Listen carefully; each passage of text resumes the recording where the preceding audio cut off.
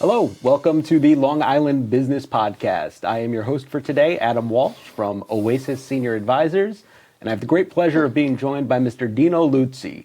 Mr. Luzzi with the Italian Food and Beverage Corp.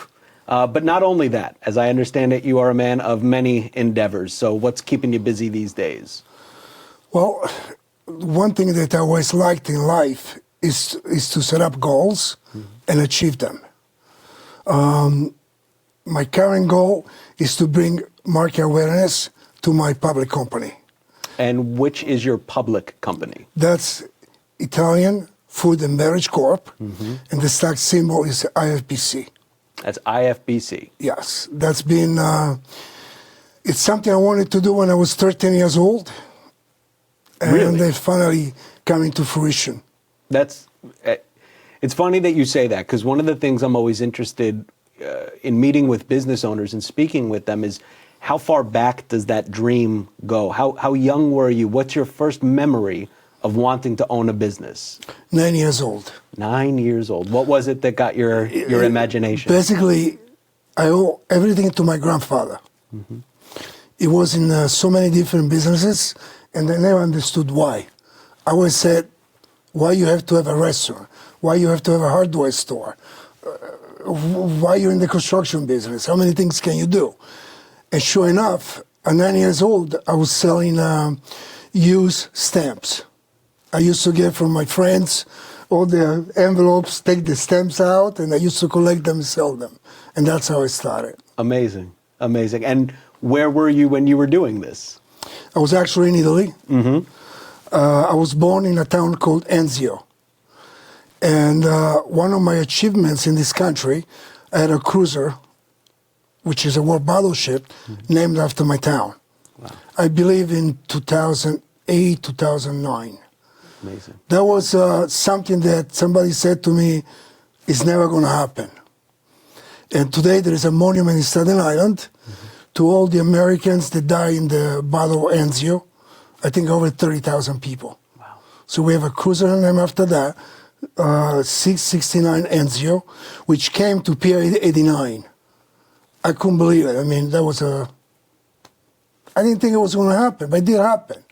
Because every time somebody says no, you say, okay, how am I going to do this? Next.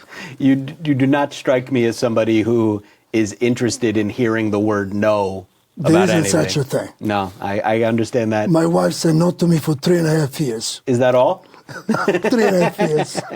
I forgot about that one. So, Damn it. so I understand that you are somebody who is going to figure out how to achieve your goals. But it's only being human. They cannot always work out, or maybe just not the way you imagine that they will work out. So we learn a lot when we fail. What is the value for you when you come to the end of something? It's not where you want it to be. You know you're going to do something else. What do you learn from those moments where it doesn't go the way you wanted it to? It's experience. What I learned, you can't give a value because you got to give it a solution. So you look into it, and it's never what you want to do, but it's what you got to give people what they need. Right. So in life, I believe I'm a very strong believer.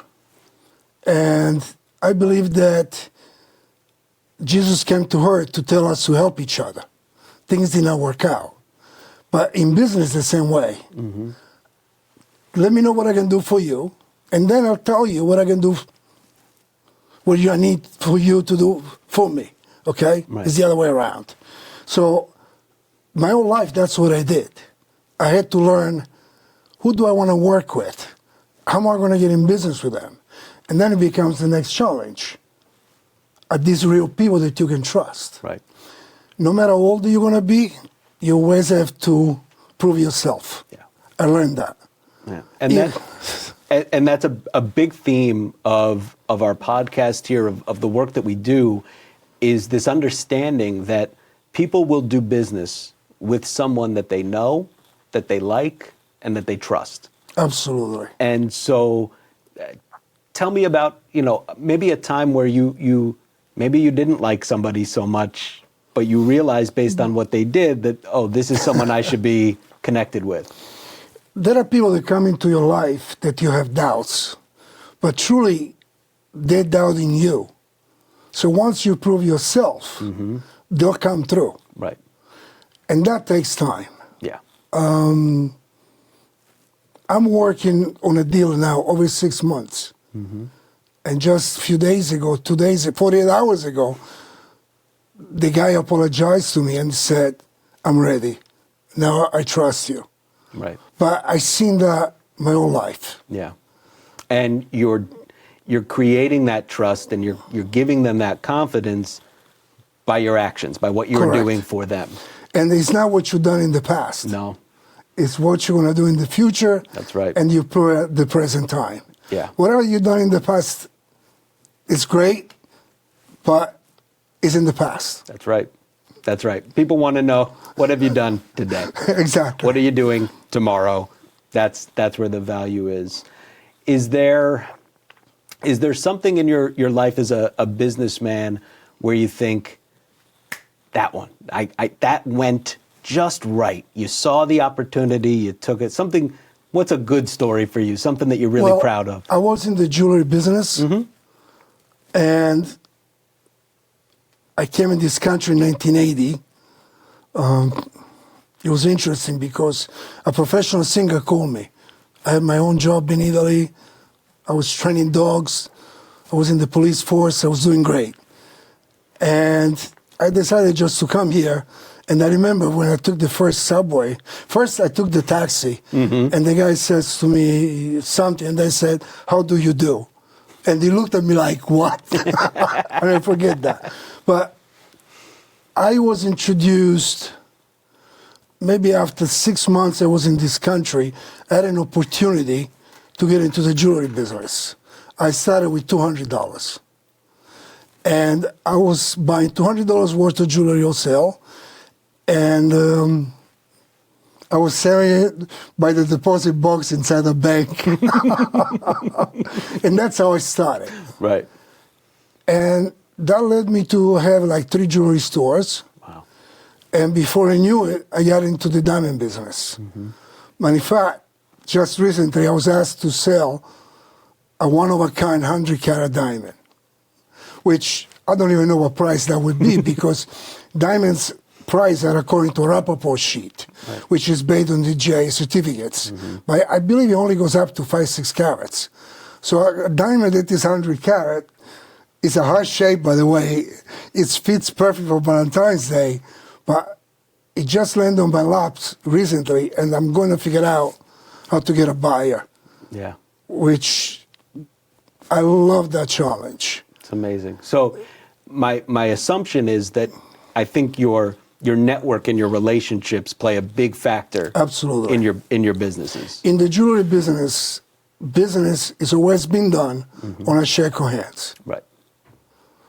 People don't really believe that, or they don't see that. But the people on 47th Street, they know that for a fact. Once you shake hands, and there's a Jewish word, mazal. Mazal. You're done. That's it. You go back on mazal, there is no more business. That's right. Most of my investors today, 90%, they're all from the business. And we do a mazal, and that's how we move forward. Amazing. They don't ask me any question. Right. So that's the best business I've ever seen in my life. That's wonderful. So And there is, you don't lose anything because you get scrap gold. There is always a market for it. right. Yes. No. Of course. I think the jewelry industry in general is fascinating, but really it's a metaphor for all the business that we're doing. We have to acquire something and move it at a higher right and to do it honestly, to do it consistently, to build those relationships, that trust. I think that can translate into any form of business, wherever you're, right? Like what you're learning in that field, yes, you're then carrying over to everything else. But again, you got to prove yourself constantly all the time. Of course. So I often ask people, if you could go back in time and have a conversation with with you, but as a child, what would you tell them? But I'm not going to ask you that question because at 9 years old, you were already doing business. You were already looking for opportunities. So I'm going to ask you the other way around. What would your 9-year-old, you as a 9-year-old, what would he say to you today if you were to meet? What would he tell you to be focusing on or to do? It's interesting because I have 3 kids, and my youngest one wants me to focus on the jewelry business. And I'm trying to explain to him, this is the USA, this is America. It's the only country in the world where your dreams can come true. I would suggest for him to choose one thing and just focus on that, because this country is amazing. It truly is. Okay? But basically, how can you become a billionaire? Never mind a millionaire. At a young age, you want to be a millionaire. At my age, you want to say, okay, what I got left in life? I want to shoot for $1 billion now. Okay? You're not going to take it with you. It's not the money. It's just a goal. It's something you want to prove to your children.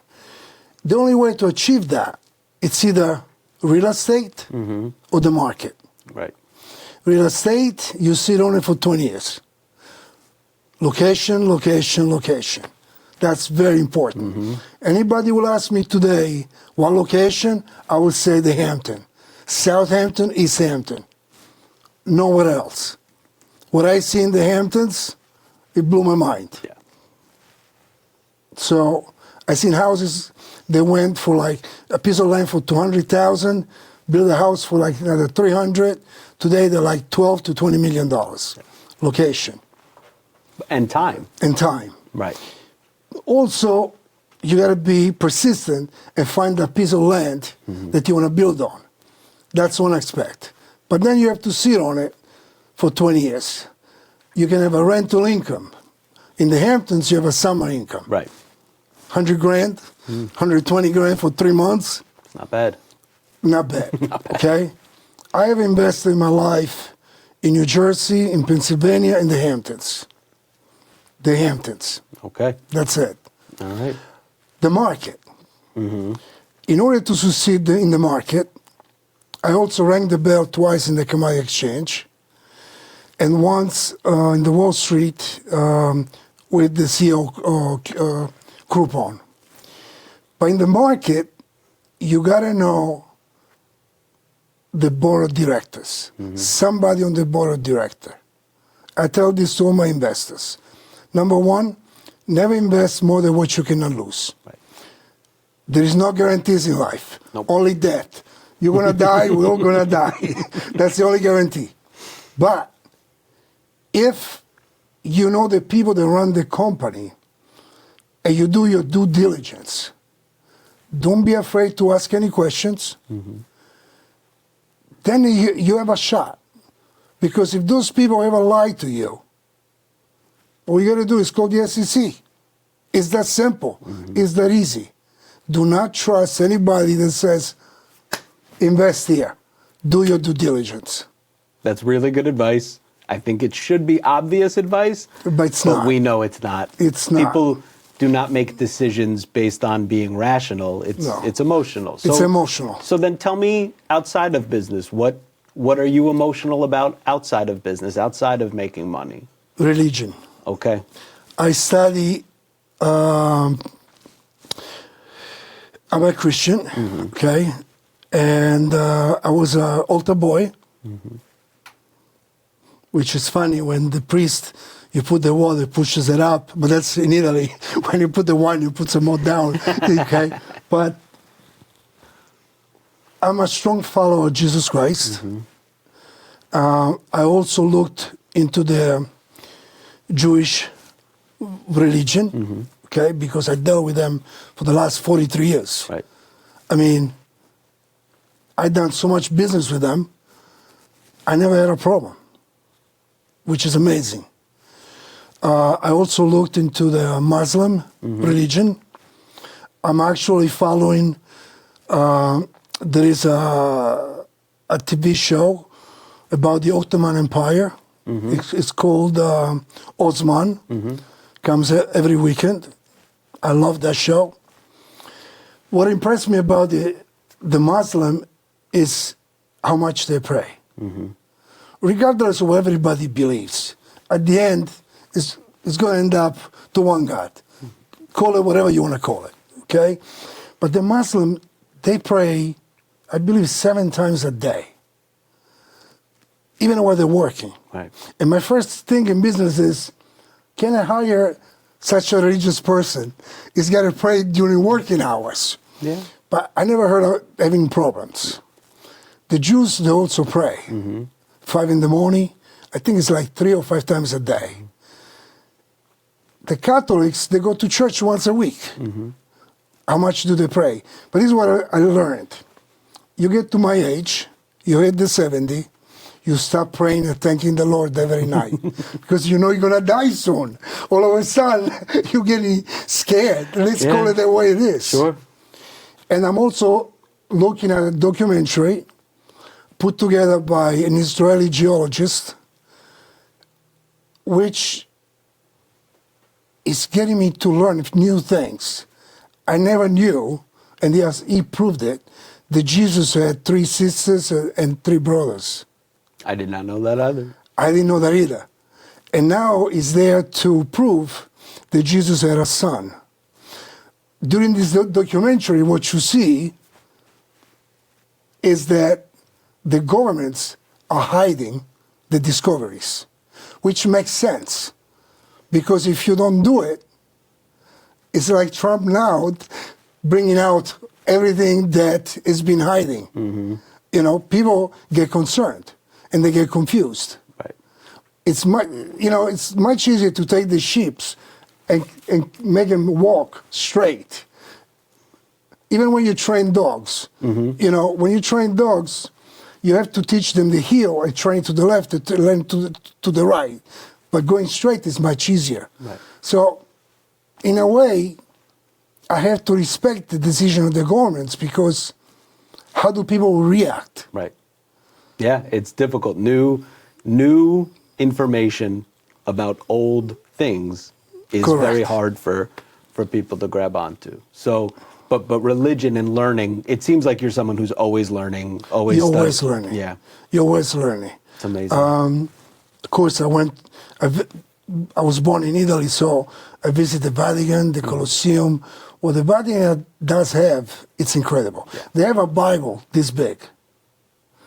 But again, it's a government, independent government. Sure. They should pay taxes, though. That's my opinion. I am interested to hear how many other people share your opinion, and perhaps other people will feel differently, but that goes back to your point about the beauty of this country. You get an opinion, I get an opinion, and we can still sit together and talk and learn from one another. This has been an amazing experience for me. I don't know that I've met somebody who has developed and built and been a part of so many different successful businesses and doesn't seem to be slowing down at all. Everything I'm hearing from you is about what you're doing tomorrow and next week and beyond. I am very inspired and impressed, and I suspect a lot of folks will be watching will be as well. What I'm trying to do now is to show my kids that nothing is impossible. I think you're doing an amazing job of setting that example. So let me ask you just a few quick questions as we wrap things up here for today. Sure. Don't think too much about it, but whatever comes to mind first, you let me know. So first off, what is a piece of art? So it could be a book, a movie, something that is important to you that you think more people should know about. Well, I like the piece of art of Leonardo da Vinci. For movies, it gets very, very interesting. Number one, when you put somebody on the spot. I know. Okay? I know. I don't think people should watch the Italian movies about the mafia anymore. Okay. Okay? They should start watching movies about the Mossads. All right. Okay? All right.